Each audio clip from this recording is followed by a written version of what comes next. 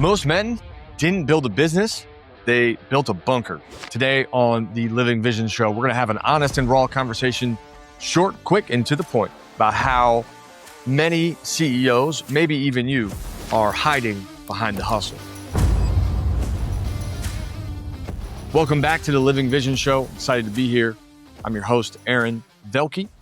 And today we're going to talk about how this idea of loneliness permeates the world of entrepreneurship. And you, wherever you are listening, whether you're in the car, on a run, you are in the office, you're working on your laptop with headphones in, I want you to be really introspective as we talk about this today. The idea of loneliness and entrepreneurship have long been attributed as the same. Whether you hear the phrase, it's lonely at the top, or entrepreneurship is a lonely journey, I think that it's worth a little bit of conflict in these ideas. These phrases are just colloquialisms. We say them. Do we actually mean them? Do we know why we mean them? And if you do feel lonely, it's time to look in the mirror. I'm not here to make you comfortable. In fact, I'm here to make you wildly uncomfortable in this conversation of loneliness and to call out a couple trends. Here's why I know this. I have coached successful men with millions of dollars, either in revenue, in net worth, in the bank, in their investment portfolio, and I have noticed a pattern. And I've coached hundreds with the same data and the same story. That story is predicated in, it's built, it's forged in this idea of what entrepreneurship is supposed to be. I think even beginning entrepreneurs have this isolationism mentality. I've got to be alone. I've got to be on my own. I've got to do it myself. I got to do it the hard way. No one understands my struggle. Motivational quotes, posters, and YouTube videos tout the lonely road.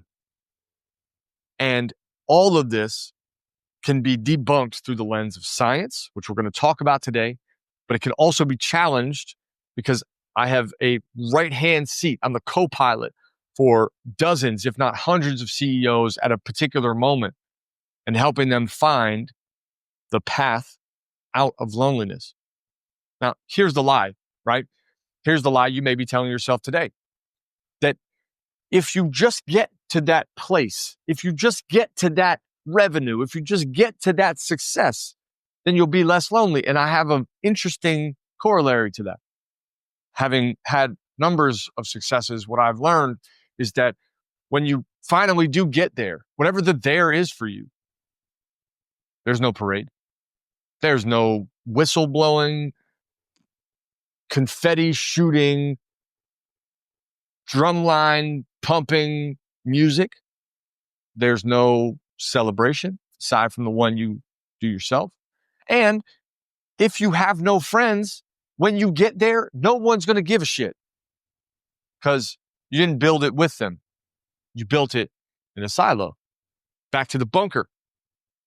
And the next day, you know what place seems the most familiar? It's not connection. It's not building friendships and relationships. The place that's most familiar, most safe is back to being lonely. Lonely is a problem of reciprocity. And if you're stuck in it, today's conversation is going to wake you up. Let's start with this. Chronic loneliness. If you're lonely, and I get lonely, right? There's phases. It's a feeling, so it comes and goes.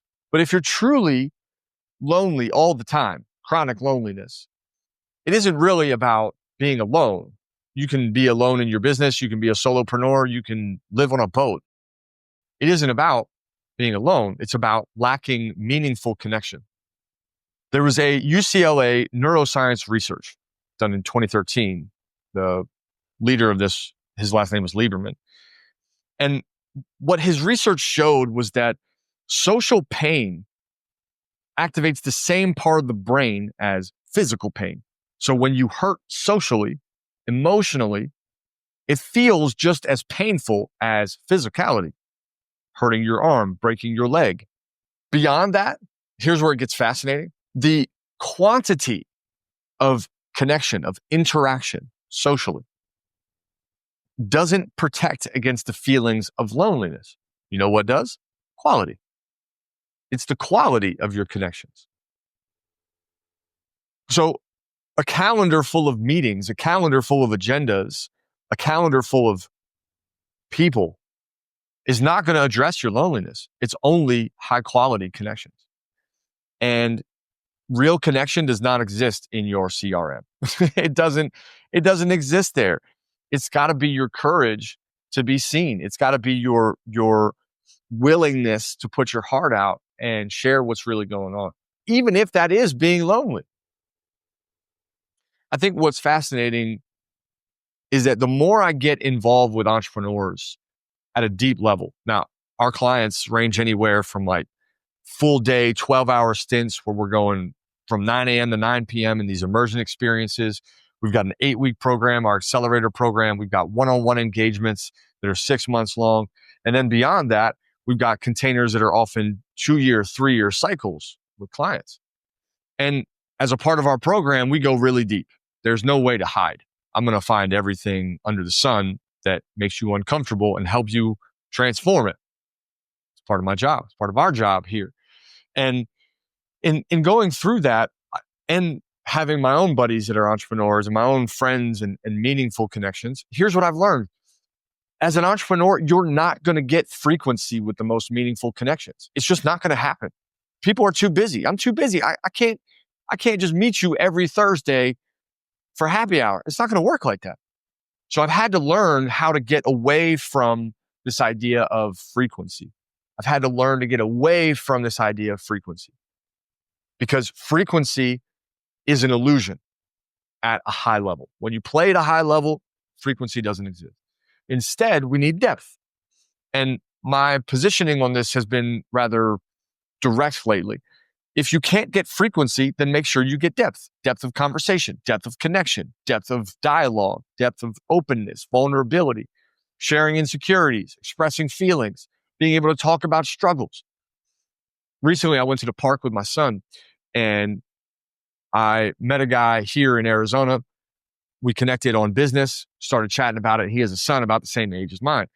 And we got to the park and I think we were there for about 3 hours. It was great. Splash pad, his boy and mine, we're just running around. There were some amazingly adorable moments. And not only could we connect on like, wow, that's really cool to see kids, trying to express their boundary and share and play and like have emotions and get frustrated and then like go hug it out. Like aside from that, we also got to talk about the struggles of being a dad and being new to it and finding our way and trying to run a business and not being able to connect with regular dads sometimes. There was such depth in that conversation that it felt like a complete recharge of the battery. It didn't need to be frequent. I probably won't see him again for another several weeks because I'm busy and he's busy. But that connection was really powerful. And that's where chronic loneliness can be addressed. Now, here's another point that might hit you right in the heart. Achievement can become a mask when there's some work to be done, where there's some healing to be done. Achievement is a fucking awesome scapegoat. You can hide behind a lot of it. There's a point where your business becomes your fortress, where what you built and what you created as an intention to get away from hard circumstances. Maybe you didn't want to grow up poor. Maybe you didn't want to be unliked, disliked, kicked out, isolated. Maybe you didn't want to see other people suffer like you did. Whatever your reason for building business, there probably was a running from. I don't want to be here, so I'm going to run from it. And then eventually you learn that your business became like this castle, empty, cold, isolated, lonely.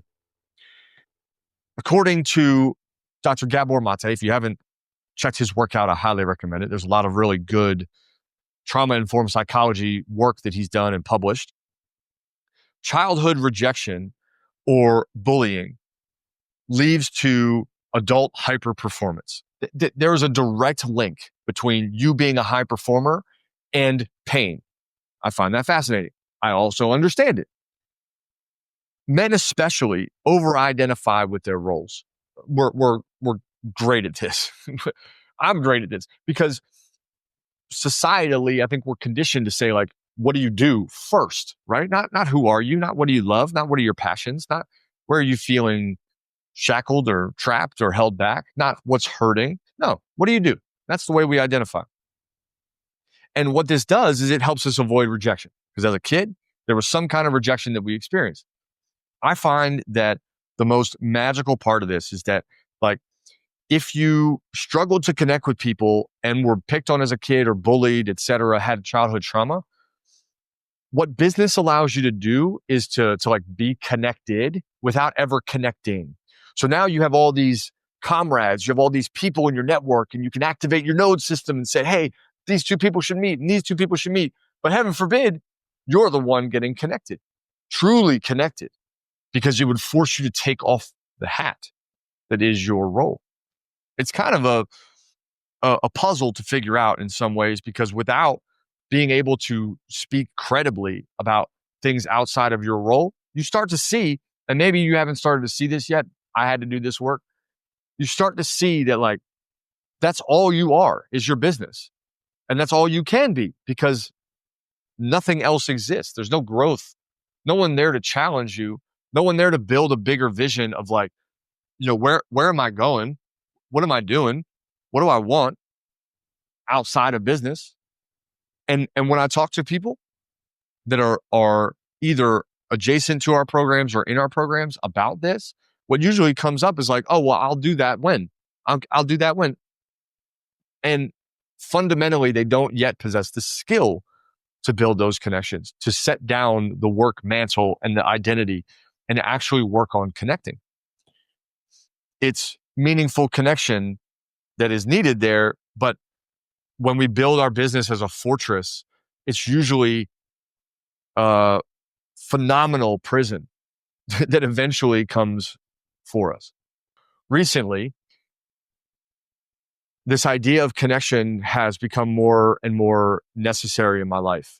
And the way that I've engineered many of my friendships, and I use that word engineered intentionally because it requires intentionality to forge relationships. The way I've done that is to work deliberately on expressing what's going on outside of business. Now, that is made much easier by having a kid, because there's going to be a growth plate there. I have to grow a lot as a dad. It's a forcing function, right? But there's other forcing functions that I particularly find on my own. I'll give you a great example, and I'm embarrassed to tell you this, but I want you to hear what it might look like for you. I have worked out consistently. I have been in the same, like, small scope of fitness since I was 14 years old. That is 23 years of being fit to a degree where I can play a soccer game. I can run 90 minutes. I can run a 6-minute mile. I can still clock a 6-minute mile. No problem. That process, right, has meant a commitment to an array of actions, a very specific set of actions. But I've worked out alone since I left college. I don't know that I ever felt part of that team. I wanted to be a part of that team. I wanted to be accepted, but I wasn't. And as I transitioned into real life, I worked out alone. I ran alone. I trained alone. I lifted alone. And for the last 10 years in particular, I built the gym at home. I would go to the workout with this intention of being isolated because I felt better there. I felt safer there. So this year, I'm like, okay, we're going to change this up. There has to be an edge here. I'm missing connection. And I signed up for gym classes. First class I go in, I'm awkward as hell. I don't know what's going on. I don't even know what to do. I don't know what weight to put on for some of these exercises. Again, I kind of know my strength, but these exercises are different. It's been years since I've done like a hex bar deadlift. I don't have a hex bar deadlift in my garage, but I know that I can move. And as I'm doing that, the trainer comes over and she's like, hey, do you need help? And I'm like, I have no idea where to start because I've got like 25s, like these big 25-pound plates on either side. She's like, I think you're going to need a little bit more. Just a hunch. I had no idea. But that felt like, for a moment, it felt like an attack, right? Because I am used to being alone where there's no criticism. There's no one pushing me. There's no one pulling me. It took several gym classes before I felt like I fit in, before I understood what to do, before I understood what was going on. And through that, I've made many incredible connections. Are they the people that I would maybe do business with? Who knows? Does it matter? that becomes the question, right? Why are we trying to forge this? Because everything through the lens of business just becomes everything's about business. No, I don't need to coach them. I don't need them to come into my business world. I can just be Aaron. And I have to work on, do I know who Aaron is in order to do that? From that process, I found a new edge and I found a new place to grow. In fact, just a week ago, I was at the gym, and then later that evening, Emerson and I were going for a bike ride and saw one of the guys that was in the class, and we cooked up a conversation and connected there. And obviously having Emerson with me kept me out of like business mode. We got to talk a little bit about it, but we connected on sports and injuries and all these other aspects of our lives, not just business. And I think that's important, to find your edge, to find the thing that makes you better at connecting. And you might have to get wildly out of your comfort zone. I was so nervous going to that first class, and you might be so nervous to talk to somebody about something going on other than work. Maybe to find something other than work to do first, so that then you have something else to talk about. A hobby. Hobby sounds like a crazy idea to an entrepreneur. They're like, hobby? Why the hell would I have a hobby? Because you're lacking connection, for starters. We could probably come up with a number of other examples. Okay. My third point here and my last point. We're keeping this short, brief, and to the point. I appreciate you being here. Men are wired for connection, but we are conditioned to be isolated. Woohoo! How real is that? We're wired for this. And when you have it, you know it. If you're listening and you have some good people, good bros, good men in your corner that you can call and truly connect, you know what I'm talking about. If you don't, you got some work to do. A 2019 study in the American Journal of Men's Health found that men report fewer close friendships after the age of 30. I'm not shocked by that number at all. And after 30, there are higher risks of anxiety, depression, and addiction without those connections. Connection is actually the antidote to depression, anxiety, and addiction. Whoa. Programs that put us in connection have a lot of value then, especially as we move into this terrain of AI, where everything's automated. I want connection. I want real. I tried to call Marriott today to change a reservation, and I was on hold for 6 minutes before I got to a person talking to AI. And I'm like, I don't want to talk to AI. Just give me a person, because connection is valuable. And I think the stock of connection is about to go through the roof societally as we transition into AI. That to be said, it's not that men can't connect. That's not the issue. It's not they can't. It's that they've been taught that connection allows this like enemy into your armor, and that connection is weak, and that connecting reveals something that is not safe to be revealed. So you replace connection with business wins. And you just hope that, like, I guess someone will see through this or what have you. And you retreat back to your bunker, back to the business, back to work, back to product, back to revenue, back to numbers, back to being the boss. Being in charge of people does not mean they are connected to you. And man, here's a unpopular opinion. When people are like, oh, our business team is like a family. Dude, I want no part of that. I want no part of any leader that says like their team is their family. Families don't fire people. Families don't drive by revenue. Families have a totally different operation. Do not compare your business to your family. Not unless. If you do, it signals to me that you have a warped sense of connection. That people working for a salary, a paycheck, and a vision are connected beyond just the business. It's not real. It's not real. And it's an excuse that many men use to stay disconnected rather than actually working on how to connect. Maybe you need to take a class on emotional intelligence and communication. Maybe you need to go through some programs. Maybe you need to go to a men's retreat. Maybe you need to come to our retreats. Something to get you moving. Maybe you need a vision that's bigger than just your business.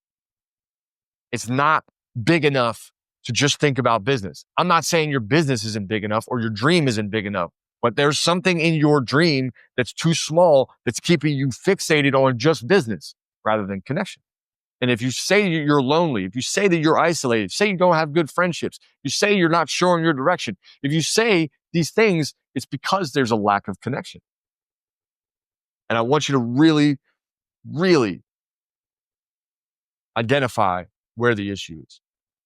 I don't think that entrepreneurship is lonely. I have tremendous connections, but I've had to build them and I've had to work on myself enough to communicate well enough to forge them, to create them, to support people, to listen to where they're at, to not give advice all the time and shift things back into business.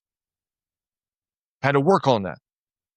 Asking better questions, expressing vulnerability, care, love, respect outside of the workplace. Entrepreneurship is not lonely. It's your inability to form real connection. Now, I'm not saying this doesn't exist in women. I've coached enough women to know that there are challenges here too. But I'm speaking directly to you, men, because if your calendar is full, but your soul feels empty, it's not business. It's not connection. It's not anything but disconnection in disguise. Your fortress can be tall and strong, but I see right through it. If you're lonely and you're ready to craft a big vision beyond this fortress, if you're ready to grow your kingdom, not just the castle that is on the hill by itself, if you're ready to support and impact and lead and guide, I've got a way for you to do that. Visit www.living.vision and book a time. Let's chat. You don't even have to buy anything, but let's at least get you moving. I can't stand by and watch you suffer. Might be time. Have a good rest of your day today. Be connective, be open, start looking in the mirror. Entrepreneurship's not a lonely game, and you're not the lone wolf. You're a wolf that chooses to disconnect.